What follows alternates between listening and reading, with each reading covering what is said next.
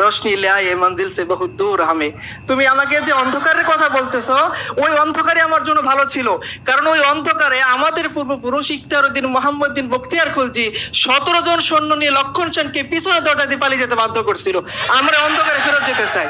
তো আমরা চাই আপনারা বিভিন্ন সময় বিভিন্ন প্রশ্ন করেন, বিশেষ করে বাঙালি জাতীয়তাবাদ কেন্দ্রিক যে সমস্ত বড় বড় দেবতাকে আমাদের সামনে বসিয়ে দেওয়া হয়েছে এবং তাদেরকে পূজা না করার কারণে আমাদেরকে অপরাধী সাব্যস্ত করা হচ্ছে। আমরা চাই আপনারা তাদের ব্যক্তি জীবন, তাদের লেখনী, তাদের আদর্শ, তাদের জাতীয়তাবাদী চিন্তা ভাবনা নিয়ে আপনারা প্রশ্ন করেন। আপনারা প্রশ্ন করেন আমাদের আলোক আইনের যে বর্তমান যে আলোকের কথা বলে মানুষ তার স্বপ্নের সমান বড়, তাকে আমরা প্রশ্ন করতে চাই যে আপনি বলতেছেন মানুষ তার স্বপ্নের সমান বড়, আপনি এই স্বৈরাচারীর স্বপ্ন নিয়ে স্বৈরাচারী পা কেন চাচ্ছেন? এই প্রশ্নের জবাব আমাদেরকে দেন, দিতে হবে প্রশ্নের জবাব। কারণ আমরা এতদিন প্রশ্ন শুনে আসছি, আর মেহেদী ভাই বলে গেছে একটু আগে যে 5ই আগস্টের পরে আমাদের সেই ভয়টা কেটে গেছে। আমরা এখন আর ওই পর্যায়ে যেতে চাই না যে আমাদেরকে কেউ প্রশ্ন করবে কেন আমরা পানিকে জল বলি, এই জন্য আমরা অপরাধী। আমরা এখন কিছু অপরাধী খুঁজে বের করব যে রিয়েলি যারা আসলে অপরাধী হওয়ার যোগ্য। আপনারা দেখতেছেন আমি খুব দ্রুত শেষ করতেছি এবং আমি কিতাবের এটার একবার ছবি সহ দিয়ে দিয়েছি, যাতে আবার কপি পেস্ট অনলাইনের মতো লেখক না মনে করেন। তার বই এবং তার বক্তব্য এই পাশে আছে। প্রশ্ন করব আমরা, দেখেন ব্রিটিশটা আসার পরে কি করছে। হ্যাঁ, ব্রিটিশটা আসার পরে ভাই শিক্ষা ব্যবস্থার কথা বলে গেলেন। তারা একটা জিনিস বাঙালিকে বোঝানোর চেষ্টা করছে যে তোমরা একটা সময় অন্ধকারের মধ্যে ছিলা, হ্যাঁ, তোমরা লেখাপড়া শিখতে জানতে না, তোমরা কথা বলতে জানতে না, তোমাদেরকে বাংলা ভাষাটাও আমরা কে শিখাইছে? রাসি হেলহেড সে বলতেছে তোরা বাংলা ভাষায় জানতি না, বাংলা ভাষায় ব্যাকরণ আমি লিখে দিছি। হ্যাঁ, তার বলতেছে আমি হিন্দু কলেজের মাধ্যমে তোমাদেরকে এডুকেটেড করছি। তো এই আলটিমেট এই ভূতটা আমাদের মাথার ভিতরে ঢুকাই দেওয়া হয়েছে। এখন আমি প্রশ্ন করতে চাই আপনাদেরকে, ব্রিটিশটা আসার আগে আমরা মুসলিম বানাইছিলাম না ব্রিটিশটা আসার পরে মুসলিম বানাইছি? তাহলে আমি অন্ধকারে ফেরত যেতে চাই।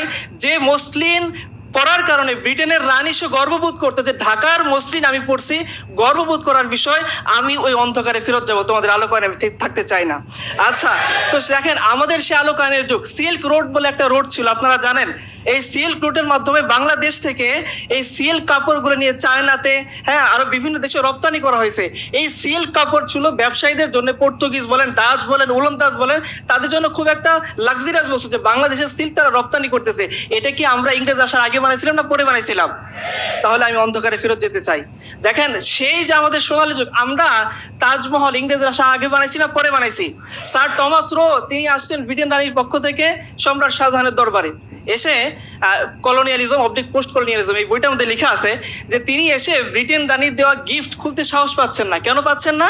কারণ উনি বলতেছেন যে ব্রিটেন রানী আমাকে যে গিফট দিছে এটা যদি সম্রাট শাহজাহানের দরবারে আমি খুলি, শাহজাহানের যে পাইক পেঁয়াজ আছে তারা হাসাহাসি শুরু করবে। তারা বলবে যে পোশাক আমাদের পেয়াদারা পরে না ওই পোশাক তুমি আমাদের সম্রাটের জন্য হাতিয়ে আনছো, আমরা ওই অন্ধকারে ফেরত যেতে চাই। ঠিক আছে ইনশাআল্লাহ? আচ্ছা, যদি অন্ধকার না, সেটাই আলোকায়নের যুগ, কিন্তু আমাদেরকে অন্ধকারচ্ছন্ন করে ফেলা হয়েছে কিসের জন্য? মগজে গেঁথে দেওয়া হয়েছে কিসের জন্য? কেন বিসিএসের একটা প্রশ্ন থাকে যে বাংলা সাহিত্যের অন্ধকার যুগ ঠিক তখন যখন মুসলমানরা আসলো হীনমন্য করে দেওয়ার জন্য। আমরা আশা করব আপনারা পদে পদে প্রশ্ন করা শিখবেন। আমরা এখন প্রশ্ন করবো রাজা রামমোহন রায়কে, বাঙালি জাতীয়তাবাদের পুরুষকে, সেই আলোকায়নের যুগটাকে সে কি বলতেছে। দেখেন প্রথমে লেখা যে আমাদেরকে মুসলিমদের ব্রিটিশটা আসার পরে সেই অত্যাচারী শাসকদের হাত থেকে তারা আমাদেরকে রক্ষা করছে। ইভেন আমরা যে বলি তারা ব্রিটিশদের সন্তান, আমরা বলি না ব্রিটিশদের দূষর, ব্রিটিশদের কি বলে ব্রিটিশদের দালাল। আপনি দেখেন লাস্ট লাইনটা পড়েন, সে কি বলতেছে দেখেন। সে বলতেছে যে majesty not only as a ruler but also a father and protector। তারা বলতেছে ইংরেজ আমার বাবা, তারা বলতেছে ইংরেজ আমার প্রোটেক্টর। তার রাজা রামমোহন রায়কে ইংরেজের সন্তান বলতে কোনো অসুবিধা আছে? তাকে আমরা বাঙালির সন্তান বলে স্বীকৃতি দিতে চাই না। He is a son of ইংরেজ। ওকে, আচ্ছা এখন দেখেন এদের একটা ন্যারেটিভ কি আমাদেরকে। আপনারা জানেন যে বাঙালি সাহিত্যের মধ্যে আপনারা পড়ছেন ম্যাক্সিমাম সবাই, আমরা যদি বলি যে পূর্ববঙ্গের কোন শ্রেণীর মানুষরা মুসলমান হয়েছে বলেন তো দেখি? নিম্ন শ্রেণী। যে বলছেন তারও মাথা বাড়াই দিবেন একটু করে, কারণ আচ্ছা এটা একটা ন্যারেটিভ যেটা আমাদেরকে হীনমন্য করে তোলার জন্য বানানো হয়েছে।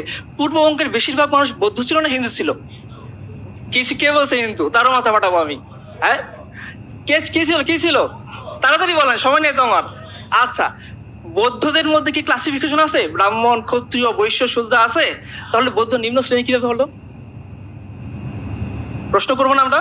তবে আমাদের পূর্ববঙ্গের বেশিরভাগ মানুষ ছিল বৌদ্ধ, আপনি বলতেছেন বৌদ্ধ থেকে কনভার্ট হয়ে তারা মুসলিম হয়েছে।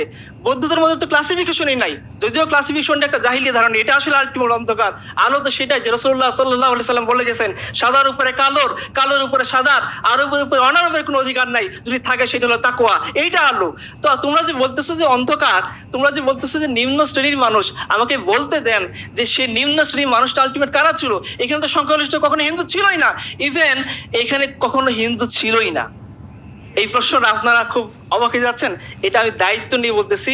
হিন্দু ধর্ম আলটিমেট পূর্ববঙ্গে ভালোভাবে প্রচারই হয়নি কখনো। যারা ছিল বিভিন্ন আদিবাসী ধর্ম, হিন্দু ধর্মের বাইরে আর কোনো ধর্ম ছিল না। শৈব ধর্ম, শাক্ত ধর্ম, জৈন ধর্ম, এগুলো কোথায় গেল? ম্যাক্সিমাম মানুষ তো এগুলো এই ধর্ম অনুসারী ছিল। তাহলে তোমরা যে গোটা জনসংখ্যাকে বলতেছো বৌদ্ধ, আবার এর মধ্যে ম্যাক্সিমাম ছোট্ট একটা হিন্দু, হিন্দুর মধ্যে আবার অনেকগুলো ভাগ, আবার তোমরাই বলতেছো যে পূর্ববঙ্গের ম্যাক্সিমাম লোক হচ্ছে নিম্ন শ্রেণী থেকে উঠে আসা। হোয়াই? সেটা কিভাবে? আমাকে এই প্রশ্নের জবাবটা আমাদের দিতে হবে। তো দেখেন, এই যে রংগুলার বন্ধ, আমি স্কিপ করে যেতে চাই শুধু একটু দেখানোর জন্য যে আমাদের অবস্থান তারা কোথায় নিচ্ছে। দেখেন কি বলতেছে, বলেন। ম্লেচ্ছর অবস্থান কোথায় জানেন? বলেন তো, ম্লেচ্ছর অবস্থান কোথায়? ব্রাহ্মণ, ক্ষত্রিয়, বৈশ্য, শূদ্র, এরপরে যারা, যাদের কোনো ক্লাস নাই, তারা হচ্ছে ম্লেচ্ছ, তারা হচ্ছে জবন, তারা হচ্ছে নেড়ে। আমরা দেখতে চাই যে আমাদের এই সমস্ত বড় বড় ভগবানরা, যাদের পদতলিতে পূজার বেদী অর্পণ না করার কারণে আমাদেরকে প্রশ্ন করা হয়, তারা আমাদেরকে কোন চোখে দেখবে? দেখেন তারা আমাদের কি বলতেছে, দেখেন। আমি তাড়াতাড়ি চলে যাচ্ছি। দেখেন এরপরে এদের প্রত্যেকের একটা কমন রুলস মনে রাখবেন, যেটা আমাদের আলোচনাকে বুঝতে সহযোগিতা করবে। সেটা কমন রুলস, উত্তরটা আমরা ইকবালের কবিতা থেকে নিই। ইকবালকে জিজ্ঞাসা করা হয়েছে দিনের যে সারাংশ, সেটা আমাকে 2 বাক্যে বলে দাও। তো তিনি বলতেছেন, দিন সারা পাসোক্তা নান্দার তালাব ইন্তাহায় শিশু আগা শেষ আদব। বলতেছেন দেখো, দিনের সারমর্ম তুমি আমাকে জিজ্ঞাসা করছো, আমি এক বাক্যে শেষ করে দিই।